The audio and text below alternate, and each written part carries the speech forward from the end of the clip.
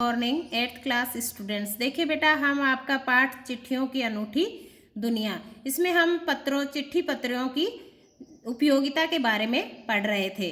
तो देखिए, महात्मा गांधी के पास दुनिया भर में तमाम पत्र केवल महात्मा गांधी इंडिया लिखे आते थे। उनका जो एड्रेस था, महात्मा गांधी के पास जो पत्र चिट्ठी आती थी, उनके ऊपर केवल महात्मा गांधी इंडिया लिखे हुआ आता था। वे जहाँ भी रहते थे वहाँ पहुँच जाता था। अर्थात इंडिया में, भारत में महात्मा गांधी जहाँ भी रहते थे वो उनके नाम से पहुँच जाता था। गांधी जी के आंदोलन की कई अन्य दिग्गज हस्तियों के साथ भी ऐसा ही था। दिग्गज का अर्थ होता है जो मशहूर होते हैं, फेमस, जो मशहूर प्रसिद्ध जो हस्तियाँ थी, उनके साथ भी ऐसा ही था। वो भी अपने नाम के आगे इंडिया लिखते थे और वो जहाँ भी भारत में होते थे सबके पास वो पत्र पहुँच जाता था। गांधी जी के पास देश दुनिया में बड़ी संख्या में पत्र पहुंचते थे। गांधी जी एक ऐसे मात्र व्यक्ति थे उस समय जिनके पास सबसे ज्यादा पत्र पहुंचते थे, पर पत्रों का जवाब देने के मामले में उनका कोई जोड़ नहीं था। अर्थात वो कोई भी पत्र बिना जवाब के नहीं छोड़ते थे, हर पत्र का वो जवाब देते थे। कहा जाता है कि जैसे ही उन्हें पत्र मिलता था उसी समय वे उसका जवाब भी लिख देते थे। अर्थात आप लोगों में आज की जो जनरेशन है उसमें आलसीपन आ रहा है, ऐसे ही उनके मोबाइल वगैरह इनसे भी वो लिखने की आदत उनकी छूट चुकी है। लेकिन गांधी जी के पास उस समय जब भी उन्हें पत्र मिलता वो उसी समय उसका जवाब लिखने की कोशिश करते और ज़्यादातर उसी समय लिख भी देते थे। अपने हाथों से ही ज़्यादातर पत्रों का जवाब देते और देखो, किसी और से भी नहीं लिखवाते थे। ज़्यादातर पत्र अपने हाथों से ही लिखकर उनका जवाब भेजते। जब लिखते लिखते उनका दाहिना हाथ दर्द करने लगता तो वो बाएं हाथ से लिखने में जुट जाते। देख लो कितने सक्षम थे वो। इसीलिए गांधी जी को स्वावलंबी कहा जाता है, क्योंकि वो अपना काम स्वयं करने में ज़्यादा महत्व देते थे अपने काम को। तो जब भी उनका दाहिना हाथ लिखते लिखते दुखने लगता तो वो बाएं हाथ से लिखने में जुट जाते थे। महात्मा गांधी ही नहीं, आंदोलन के तमाम नायकों के पत्र गांव गांव में मिल जाते थे। जितने भी क्रांतिकारी हुए हैं, आंदोलनकारी हुए हैं उस समय, सभी के पत्र ऐसे ही गांव गांव में मिल जाते हैं। पत्र भेजने वाले लोग उन पत्रों को किसी प्रशस्ति पत्र से कम नहीं समझते थे। प्रशस्ति पत्र, प्रशंसा पत्र, जो एक प्रशंसा के पत्र होते हैं, उनसे कम नहीं समझते थे। कई लोगों ने तो उन पत्रों को फ्रेम कराकर रख भी लिया। लोगों को कई बार उनके पत्र मिल जाते थे तो वो उन्हें एक अपना भाग्य समझ के कि हमें उन लोगों का, आंदोलनकारियों का, नायकों का पत्र मिला है, तो वो फ्रेम करके अपने घर में रखते थे उन्हें। यह है पत्रों का जादू। ये पत्रों का उस समय जादू था। यही नहीं, पत्रों के आधार पर ही कई भाषाओं में जाने कितनी किताबें लिखी जा चुकी हैं। पत्रों, चिट्ठी पत्रियों के आधार पर ही हमें उस समय के सबूत मिले हैं कि पहले क्रांतिकारियों ने, नायकों ने हमारे देश को आज़ाद कराने के लिए क्या क्या यातनाएं सही, क्या क्या उन्होंने किया। ये सारी बातें हमें उन्हीं पत्रों के आधार पर मिली हैं। तो हमने उनके ऊपर, उनसे रिलेटेड किताब भी लिखी है। वास्तव में पत्र किसी दस्तावेज से कम नहीं होते। दस्तावेज होते हैं एक विदित लेख।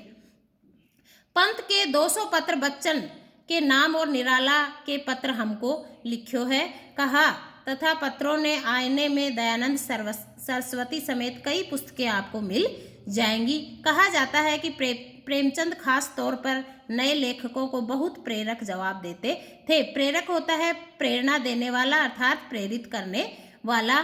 तथा पत्रों के जवाब में वे बहुत मुस्तैद रहते थे, मुस्तैद, सजग या सतर्क रहते थे। इसी प्रकार नेहरू और गांधी के लिखे गए रविंद्रनाथ टैगोर के पत्र भी बहुत प्रेरक हैं, प्रेरणादायक हैं। महात्मा और कवि के नाम से महात्मा गांधी और रविंद्रनाथ टैगोर के बीच सन 1915 से 1941 के बीच के पत्राचार का संग्रह प्रकाशित हुआ है। इसमें बहुत से नए तथ्यों और उनकी मनोदशा का लेखा जोखा मिलता है। रविंद्रनाथ टैगोर और महात्मा गांधी के बीच 1915 से 41 के बीच समाचार पत्रों का संग्रह प्रकाशित हुआ था। इनमें अनेक नए नए तथ्य हमारे सामने आए हैं। पत्र व्यवहार की परंपरा भारत में बहुत पुरानी है।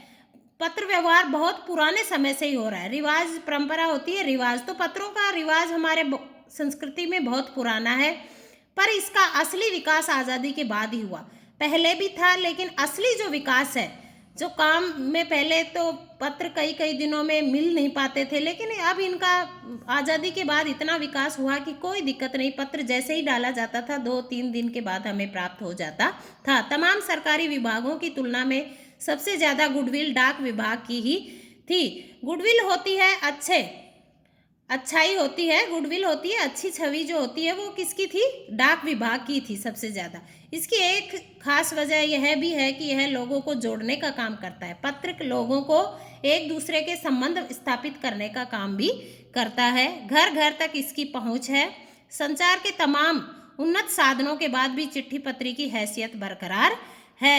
हैसियत क्या है? अभी चिट्ठी पत्री की जो महत्ता है, उसकी इम्पोर्टेंस है, वो अभी बरकरार है। शहरी इलाकों में आलीशान हवेलियां हो या फिर झोपड़ी पट्टियों में रह रहे लोग, दुर्गम जंगलों में घिरे गांव हो या फिर बर्फबारी के बीच जी रहे पहाड़ों के लोग। दुर्गम होता है कठिन, जहां पहुंचना कठिन हो। ढाणी होती है अस्थायी निवास।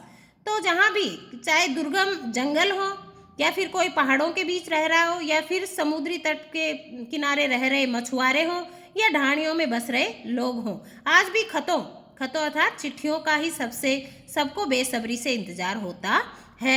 एक दो नहीं, करोड़ों लोग खतों और अन्य सेवाओं के लिए रोज भारतीय डाकघरों के दरवाजों पर पहुंचते हैं और उनकी बहुआयामी भूमिका नजर आ रही है। बहुआयामी अनेक उद्देश्य जो हैं उनके, वो हमें नजर आ रहे हैं। दूर देहात में लोग, लाखों गरीबों घरों में चूल्हे मनी ऑर्डर अर्थव्यवस्था से ही जलते हैं।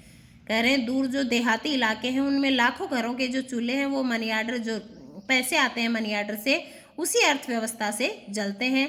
गांव या गरीब बस्तियों में चिट्ठी या मनी ऑर्डर लेकर पहुंचने वाला डाकिया देवदूत के रूप में देखा जाता था। देवदूत होता है फरिश्ता। तो जब भी देहाती वर्ग में, गांव में डाकिया पहुंचता था तो वो एक देवदूत फरिश्ते के समान, जैसे ही वो आता था तो चारों तरफ सभी बेसब्री से उसका इंतजार करते रहते थे।